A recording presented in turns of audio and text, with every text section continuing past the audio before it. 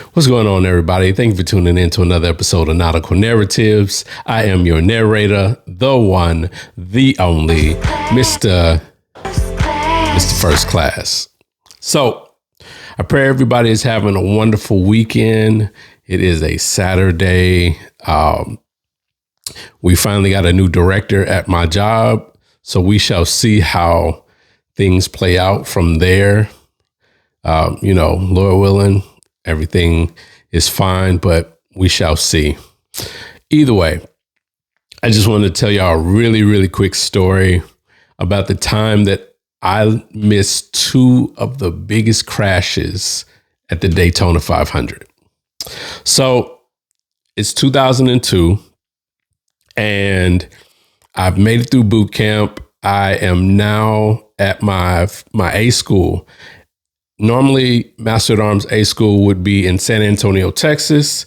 However, for some odd reason, the Navy decided to send my class and I think the next subsequent class to Kings Bay, Georgia. I guess they wanted another location, or maybe just they wanted to be on a Navy base because Lackland Air Force Base in San Antonio is obviously an Air Force base.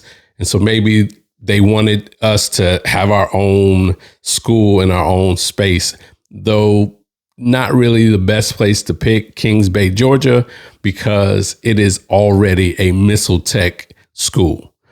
And so they kind of run that little area and run that little space. So, yeah, not sure why they picked that, but they did. So we find ourselves in Kings Bay, Georgia, or I find myself in Kings Bay, Georgia. And the problem is with the weird rules that go with being in A school and like you just leaving boot camp, they're still trying to keep that military bearing and the structure and all of that. They trying to keep that intact. And so there's still all these rules. And one of those rules is that we cannot get off base. We can move around the base. I mean, that's how I learned how to bowl. That's how I learned, I spent a lot of time watching movies, playing video games, because they set it up so that we were entertained while we were stuck on base. And obviously, again, not just us, but the missile techs and the other schools. I know there was some Marines there. I can't remember what their school was, but that's not important to the story. So because we're always stuck on base and because our class has not started, we have been stuck there for like 3 months. We've been stuck on this base for 3 months, doing the same thing, waking up, going to class, but just essentially sitting inside a conference room and not doing anything. And so an opportunity pops up, and the opportunity is they say, hey, you guys, anybody that wants to go to the Daytona 500, please sign up. And I need y'all to meet us out here at, I can't remember the time. I think it was like 7 o'clock, 8 o'clock, something like that. Meet us out, in the parking lot. They gonna get some charter buses. Dope. Those buses is probably some of the best buses I've ever ridden on. So they got us the good stuff. I will commend the school, the Navy. They did get us some good buses. So we had to be in khaki pants and a polo shirt. And so it was like, okay, cool. That's all we need, and some comfortable shoes. Fine by me. Sound like a good plan. You know what I'm saying? We get to get off the bus or off the base. I'm sorry. We get to get off the base, and ultimately we, get an opportunity to go to the Daytona 500. Bruh, what? It's not something that I ever had on my bingo card, was to go to the Daytona 500. But again, it's an opportunity. Not necessarily one I probably would have taken if I could get off base, but because I couldn't get off base and this was an opportunity to leave base, your boy jumped on it. So either way, we get there and we find out why we get in for free pretty quickly. We get there, we get, lined up, we get ourselves situated. And the reason why we get into the Daytona 500 for free, and we actually got to go out to the pits. We got to do all this stuff. So we got to meet, not the drivers, but we got to meet the pit crew and all of that, which was, again, awesome for somebody else, not necessarily for me. I just was there experiencing to experience. So for me, it wasn't a high or a low. It just was oh, wow, this is something I got to do. And I know that there are people out there that would have died for the opportunity. So I was grateful just to be afforded that opportunity. So I was like, okay, cool.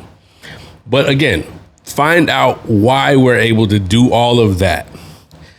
We are going to be serving beer all day. So the entire race, we will have these harnesses like over our shoulder with this big tray in front of us, and it'll have 24 beers, varying brands. Again, I don't remember any of that because to me, it really wasn't that important. I was at the Daytona 500. I was outside. It was summertime. I'm getting to somewhat enjoy the race. Well, getting to the crashes. So the first crash, which I've seen it some places labeled as the big one, it was a pretty big crash. It took out 18 cars.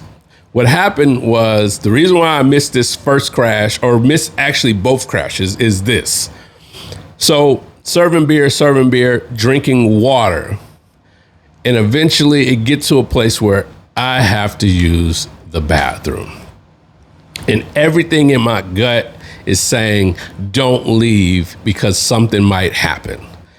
And I'm like, ugh.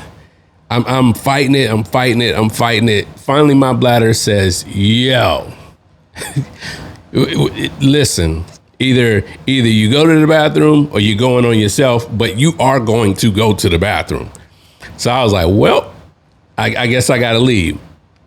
I, get down out of the stands, which now that I'm thinking about it, took way longer than a regular trip to the bathroom would have taken. If I would have just gone to the bathroom normally, it probably wouldn't have took that long. But because I had to walk out of the stands, take this harness off of me, put it down, walk into the bathroom, and then come back out, put it back on, and then come back out. So I leave, I go to the bathroom, I come back, and what do I see? Yo, where the car is at? Like, why there ain't no cars out on the track, or very few, and they're definitely not moving at the speed that they were moving right before I walked off. And one of the people I was there with was like, "Oh man, you just missed it." He was like, "Man, it was a big crash.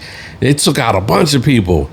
So I was like, "Oh, come on." So I done missed this huge crash, because again, people can pretend like they enjoy the sport, but people go for the crashes. You know what I'm saying? Just like you don't necessarily want to see somebody get knocked out in a boxing ring, but at the same time, you're there for a knockout. You're not there for both men to be standing up or both women to be standing up and you to, one to have their arm raised. No, you want to see a knockout.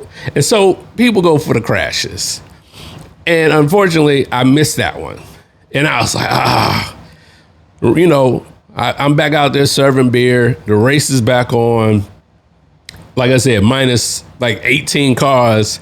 With the race is back on, they doing their thing. And it comes again. I have the urge. I got to use the bathroom. I don't want to use the bathroom because I feel like I'm gonna walk off and something is going to happen again. So I, eventually, nature calls. I go to the bathroom, come back out with my harness. Sure enough, another crash. They're in caution again. And at this point, I'm like, come on, bruh. Like, I was hot. I was like, because it was just like, bro, it's like you playing with me at this point. You just waiting until I leave to go to the bathroom for something to happen. But yeah, like I said, sure enough, you know what I'm saying? Another crash. It happens. And that's pretty much the rest of the day. You know, I don't know who won in 2002. I wasn't rooting for nobody. I think by that time, the only racer that I really at the time was like a fan of had already passed, and that was Dale Earnhardt. I used to watch Dale Earnhardt race with my daddy. You know what I'm saying? And it was more his thing than mine, but I figured if I gotta watch this, if I'm stuck watching this, I might as well pick somebody. And 3 was just iconic, you know, for not just, you know, the regular people, but for the avid watchers, the avid enjoyers of NASCAR. Number 3 was a big deal, and so, but he had passed, and so again, I wasn't really that concerned with who won the race.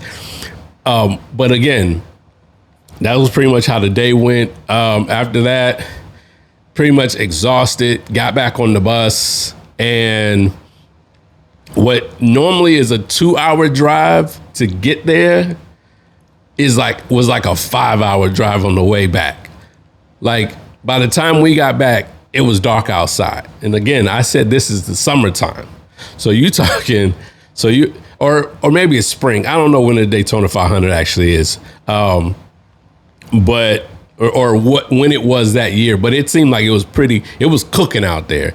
And now, mind you, again, this is Florida. I'm from Illinois, so maybe, you know, April or May or whatever, which are not considered summer months, are still summer months in Florida, as opposed to they're not really summer months in Illinois.